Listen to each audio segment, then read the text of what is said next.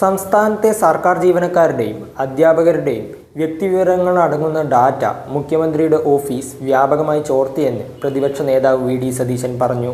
കോട്ടയം ജില്ലയിലെ പുതുയുഗ യാത്രയുടെ പര്യടനത്തിനിടെയാണ് ഗുരുതരമായ ഈ ആരോപണം ഉയർത്തിയത്. ഡാറ്റ ചോർത്തുന്നത് വലിയ കുറ്റകൃത്യമാണ്. ഇക്കാര്യത്തിൽ കേസെടുത്ത് അന്വേഷണം നടത്തണമെന്ന് സതീശൻ ആവശ്യപ്പെട്ടു. CPIM നേതൃത്വത്തിനും മുഖ്യമന്ത്രിക്കും ഇതിൽ പങ്കുണ്ടെന്നും ഔദ്യോഗിക സംവിധാനങ്ങളെപ്പോലും ദുർബലപ്പെടുത്താൻ ശ്രമം നടത്തുന്നുവെന്നും അദ്ദേഹം ആരോപിച്ചു. സ്ഥാനാർത്ഥികളെ കണ്ടെത്താൻ ഡാറ്റ ഉപയോഗിച്ച് കോൺഗ്രസ് ഒരു സർവേയും നടത്തിയിട്ടില്ല. നടത്തിയിട്ടുണ്ടെങ്കിൽ കേസെടുക്കട്ടെ.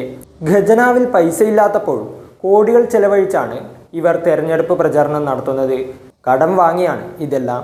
ചുമട്ടുതൊഴിലാളി ക്ഷേമനിധിയിൽ നിന്ന് 250 കോടിയും സഹകരണ ബാങ്കുകളിൽ നിന്ന് 10,000 കോടിയുമാണ് എടുക്കാൻ പോകുന്നത്.